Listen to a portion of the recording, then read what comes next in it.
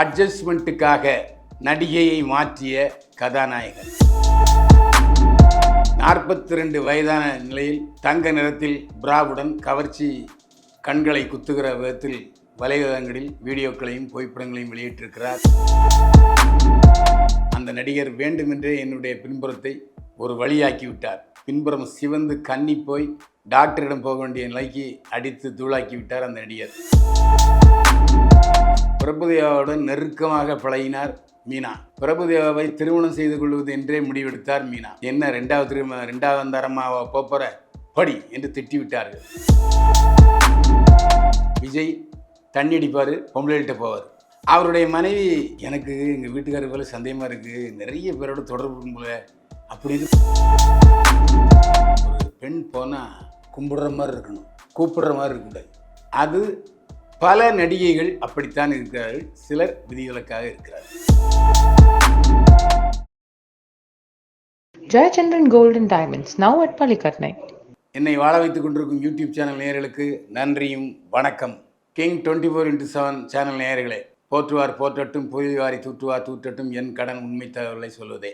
அட்ஜஸ்ட்மெண்ட்டுக்காக நடிகையை மாற்றிய கதாநாயகன். சமீபத்தில் நகுல் கதாநாயகனாக நடித்த படம் வாஸ்கோ ட காமா. இந்த படத்தில் நடிகை சுனைனா கதாநாயகியாக நடித்திருந்தார். ஆரம்பத்தில் இந்த படத்தில் கதாநாயகி நடித்தவர் பிரிகிடா. அவர் எப்போதும் படப்பிடிப்பு வரும்போது துணையாக அவருடைய அப்பா வருவார். அந்த சமயத்தில் பிரிகிடாவிடம் அட்ஜஸ்ட்மெண்ட் கேட்டிருக்கிறார் கதாநாயகன் நகுல். மறுத்திருக்கிறார் பிரிகிடா. இதன் காரணமாக இயக்குனரை அழைத்து பிரிகிடாவை நீக்கிவிடுங்கள், சுனைனா எனக்கு நன்றாக ஒத்துழைப்பார். காதல் விழுந்தேன் படத்தில் சுனைனா எனக்கு கதாநாயகி நடித்தார். படம் சூப்பர் ஹிட். எனவே சென்டிமெண்டாக கதாநாயகியை சுனைனாவை போடுங்கள் என்று சொன்னார் நகுல் என்று ஒரு தகவலை அந்த படத்தில் உதவி இயக்குநராக பணியாற்றிய சந்துரு என்பவர் சொல்லியிருக்கிறார். இது பற்றி வாஸ்கோ ட காமா படக்குழுவினரும் கேட்டதற்கு, சந்துரு ஒரு லூசு பைய, அவன் ஒரு 2-3 நாட்கள் தான் உதவி இயக்குநராக பணியாற்றினான், அவரை இயக்குனர் பணியிலிருந்து நீக்கிவிட்டார், இனிமேல் ஷூட்டிங் வராத போ என்று சொல்லிவிட்டார். இந்த வைத்தறிச்சலின் காரணமாக இந்த மாதிரி வதந்தியை கிளப்பி விட்டிருக்கிறான் அந்த லூசு பைய என்று வாஸ்கோ ட காமா படத்தினுடைய குழுவினர் தெரிவித்தார்கள். தங்க நிறத்தில் பிரா, நீச்சலுடையில் கலக்கும் ஸ்ரேயா சரண். நடிகை ஸ்ரேயா சரணுக்கு இப்போது வயது 42. திருமணமாகி ஒரு குழந்தைக்கு தாயாகி இருக்கிறார். ஆரம்பத்தில் எனக்கு 18 உனக்கு 20 என்ற படத்திலே கதாநாயகியாக நடித்தார். அதற்கு முன்பாக மாடல் அழகியாக பணிபுரிந்து சின்ன திரையிலே தொகுப்பாளராக பணியாற்றிய பிறகு தெலுங்கு படங்களில் நடிக்கத் தொடங்கினார் ஸ்ரேயா சரண். பல தெலுங்கு படங்களில் நடித்த பிறகு சூப்பர் ஸ்டார் ரஜினிகாந்துடன் சிவாஜி படத்தில் ஜோடியாக நடித்தார். அதற்கு பிறகு விஜய், ஷியான் விக்ரம் உள்ளிட்ட பல நட்சத்திர நடிகர்களுடன் ஜோடியாக நடித்தார் ஸ்ரேயா சரண். 42 வயதான நிலையில் ஸ்ரேயா சரண் தங்க நிறத்தில் பிராவுடன் கவர்ச்சி கண்களை குத்துகிற விதத்தில் வலைதளங்களில் வீடியோக்களையும் புகைப்படங்களையும் வெளியிட்டிருக்கிறார் ஸ்ரேயா சரண். சினிமா நடிகன்னா எதை காட்ட வேண்டுமோ அதை காட்டி பெற வேண்டியதை பெறுவது அவருடைய கடமை. இதனால தான் சினிமா நடிகன்னு சொன்னால் சமூகத்தில் நல்ல பேர் இல்லை. அடப்பாப்பா அவள் சினிமாக்காரி, அவளுக்கெல்லாம் வீட்டுக்கு வாடகை கொடுக்கக்கூடாது என்றே சொல்லி விடுகிறார்கள். அதை சிலர் பப்ளிக் ஃபங்க்ஷன் சொல்லுவாங்க, ஒரு பெண் போனால் கும்பிடுற மாதிரி இருக்கணும், கூப்பிடுற மாதிரி இருக்கக்கூடாது. அது பல நடிகைகள் அப்படித்தான் இருக்கிறார்கள், சிலர் விதிவிலக்காக இருக்கிறார்கள். நடிகையின் பின்புறம் சிவக்க அடித்த கதாநாயகன். நடிகை ஸ்வேதா மேனன் பல தெலுங்கு படங்களில், தமிழ் படங்களில் நடித்தவர். ஆரம்பத்தில் மலையாள படத்திலிருந்து தான் தமிழுக்கு வந்தார். சாது முரண்டால் உட்பட பல தமிழ் படங்களில் நடித்தவர் ஸ்வேதா மேனன். இவர் சமீபத்திலே ஒரு பேட்டியிலே சொல்லும் பொழுது, ரதி நிர்வேதம் என்ற படத்தில் நான் நடித்தேன். அப்போது படப்பிடிப்பில் அந்த காட்சியில் கதாநாயகன் என்னுடைய பின்புறத்தை செமையாக தாக்க வேண்டும், இதை டைரக்டர் விளக்கப்படுத்தி சொல்லிவிட்டு போனார். ஆனால் அந்த நடிகர் வேண்டுமென்றே என்னுடைய பின்புறத்தை ஒரு வழியாக்கி விட்டார். பின்புறம் சிவந்து கன்னி போய் டாக்டரிடம் போக வேண்டிய நிலைக்கு அடித்து தூளாக்கி விட்டார் அந்த நடிகர். இந்த பேட்டியை சமீபத்தில் ஸ்வேதா மேனன் சொல்லியிருக்கிறார். கவர்ச்சி படங்களை அடிக்கடி வெளியிடுபவர் ஸ்வேதா மேனன். சமீபத்தில் பின்புறம் சிவக்க அடித்த கதாநாயகன் என்ற தலைப்பில் வலைதளத்தில் இந்த செய்தி பல லட்சம் லைக்ஸ்களை உதிர்த்து வருகிறது. பிரபுதேவாவை காதலித்தவர் தான் மீனா. திடுக்கிடும் தகவல்.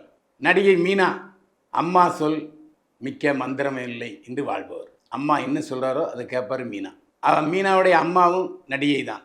அம்மா எந்த மாப்பிள்ளையை சொல்லுகிறாரோ அவருக்கு கழுத்தை நீட்டக்கூடிய சுபாவம் தான் மீனாவுக்கு. ஆனால் அந்த வயது கோளாறு இருக்குது பார்த்தீங்களா, 1990களில் டபுள்ஸ் என்ற படத்திலே பிரபுதேவா நடித்தார்.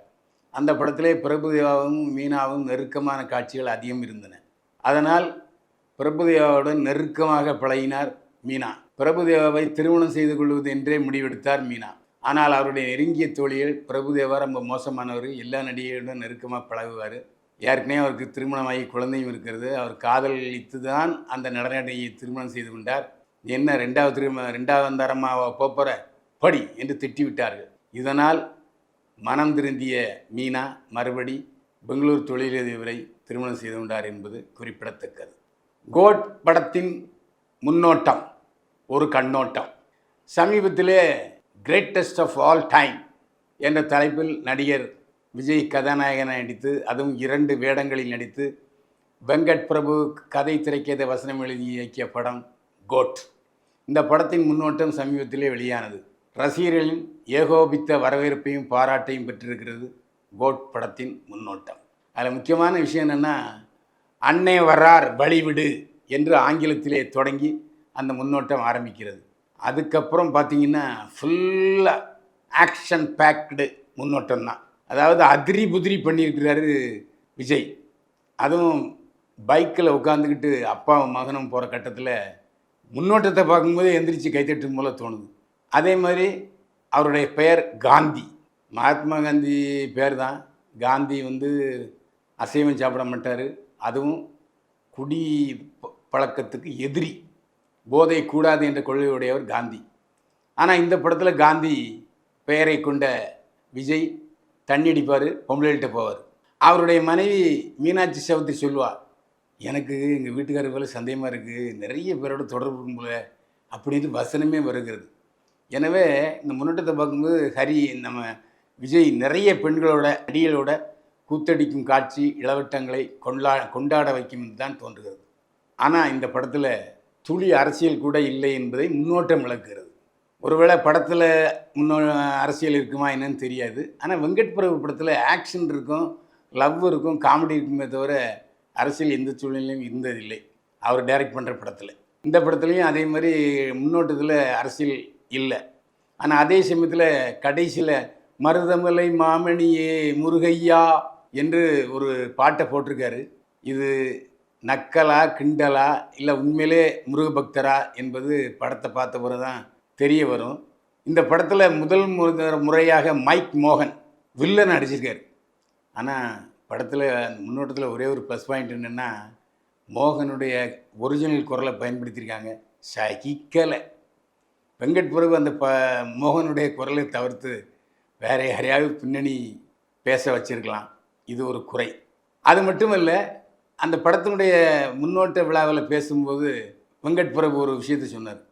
நாங்கள் ஆரம்பத்தில் போஸ்டர் போட்டோம், இளம் வயது விஜய் டிஐ பண்ணி போட்டோம். அப்போ அதை ரசிகர்களுடைய கண்டனத்துக்கும் ஏற்புக்கும் ஆளாச்சு, என்னையா கிண்டல் பண்ணுற மாதிரி இருக்குது அப்படின்னு சொல்லிட்டாங்க. அதனால் அந்த டிஐயை கொஞ்சம் மாற்றிக்கிட்டோம். அதாவது இயல்பான விஜயாக இருக்கணும் போல் நாம் அங்கே திருத்திட்டோம். அதாவது ஆரம்பத்தில் அந்த படத்தில் இருந்த விஜய் இல்லை, டிஐயில் அது திருத்திட்டோம். உண்மையிலேயே ஒரு இளம் வயது விஜயாக ஜொலிப்பார்னு சொன்னார். அதுதான் படத்துக்கு ப்ளஸ் பாயிண்ட்.